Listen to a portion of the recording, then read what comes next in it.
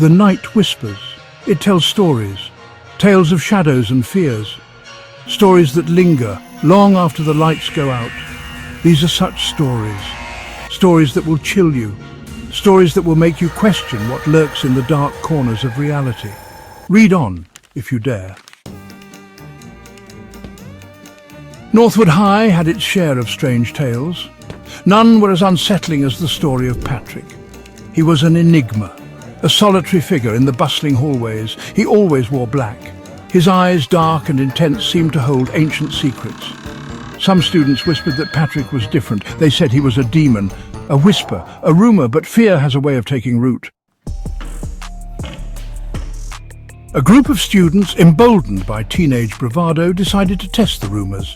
They had heard whispers about a spirit named Patrick, a ghostly figure said to appear when his name was called 3 times in succession. The legend had circulated for years, growing more elaborate with each retelling. They gathered in an empty classroom, the air thick with nervous anticipation. The room was dimly lit, shadows dancing on the walls as the students whispered among themselves. "Patrick," one whispered. A beat of silence. "Patrick," another repeated, their voice barely above a whisper. Their voices echoed in the empty room, bouncing off the walls and creating an eerie resonance that sent shivers down their spines. The tension was palpable, each student feeling the weight of the moment. "Patrick!" Check The one, third check voice two, joined in, check. a tremor of fear underlying it. The name hung in the air, heavy and foreboding. The students exchanged nervous glances, their faces pale and eyes wide with fear. The air grew heavy, the temperature dropping suddenly. Their breath became visible, misting in the cold air. The room seemed to close in around them, the walls pressing in as if the very building was holding its breath. The door creaked open, slowly, ominously. The sound was deafening in the silence, each creak echoing like a thunderclap. And there he stood, Patrick. His face was expressionless, his dark eyes burning into theirs. He seemed to float in the doorway, an ethereal presence that sent a wave of terror through the students. They stood frozen, unable to move or speak, as Patrick's gaze bore into their souls. Section 4. Vanished. Terror, raw and consuming, gripped the students. They scrambled away, their screams echoing in the empty hallway. But when they looked back, he was gone. Patrick disappeared as quickly as he had appeared. No one ever saw him again. The classroom remained locked, untouched. The legend of Patrick, the demon boy, became a chilling reminder. Some things are best left undisturbed. Section 5. The car in the snow. The night was dark, and the snow fell relentlessly, covering everything in a thick white blanket. The road ahead was barely visible, a ghostly path through the storm. The snowstorm raged, a blinding whiteout obscuring the road ahead. The wind howled, shaking the car as we pressed on, our headlights cutting through the swirling snow. We were driving home, the silence broken only by the rhythmic swish of the windshield wipers. Each swipe cleared a fleeting view of the treacherous road, only for it to be quickly covered again by the relentless snow. That's when we saw it. A shadowy figure in the distance, barely discernible through the thick snowfall. A car, abandoned on the side of the road, its doors flung open like startled wings. It looked eerie, almost ghostly in the dim light of our headlights. "Should we stop?" Mark asked, his voice tense. The question hung in the air, heavy with the weight of uncertainty. "No way," I said, a shiver running down my spine. Something feels wrong. The unease was palpable, a cold dread that seemed to seep into the very marrow of our bones. Section 6. Echoes of a Crime.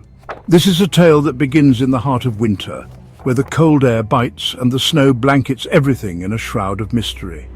It was on one such frigid evening that Mark, ever the adventurous one, decided to investigate a peculiar sight. Mark, ever the adventurous one, decided to investigate. He had always been drawn to the unknown, the unexplained. The snowstorm that night was fierce, but it only fueled his determination. He had heard rumors of strange occurrences in the area, and his curiosity got the better of him. He pulled over a safe distance away and stepped out into the swirling snow. The wind howled around him, and the snowflakes danced in the air, creating an almost surreal atmosphere. Mark's breath formed clouds in the freezing air as he trudged through the snow, each step crunching beneath his boots. I watched, my heart pounding, as he approached the abandoned vehicle. The car was eerily silent, its windows frosted over. I could barely make out Mark's figure through the thick snowfall, but I could sense his apprehension. The tension was palpable, and I couldn't shake the feeling that something was terribly wrong. He returned a few minutes later, his face pale. His eyes were wide with shock, and his hands trembled as he gripped the car door. I knew something had shaken him to his core. He took a deep breath before speaking, his voice barely above a whisper. "There's no one inside," he said, his voice hushed.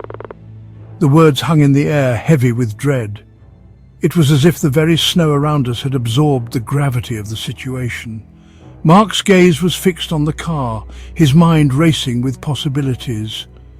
But the engine's still running. The engine's low hum was the only sound in the otherwise silent night. It was a chilling detail that added to the growing sense of unease. Why would someone abandon a running car in the middle of a snowstorm? We drove away quickly, the image of the open doors seared into our minds. The drive back was a blur, our thoughts consumed by the mystery we had just encountered. The snow continued to fall, covering our tracks and adding to the enigma.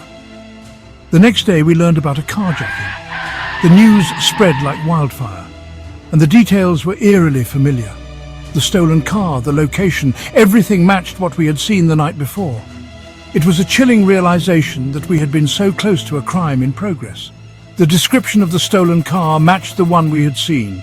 The police sketch, the make and model, even the color, it was all the same. We couldn't believe our eyes. It was as if the pieces of a dark puzzle were falling into place and we were right in the middle of it. The chilling realization hit us. We had been close, too close. The thought of what could have happened sent shivers down our spines. We had narrowly escaped a dangerous situation, and the echoes of that night would haunt us for a long time to come.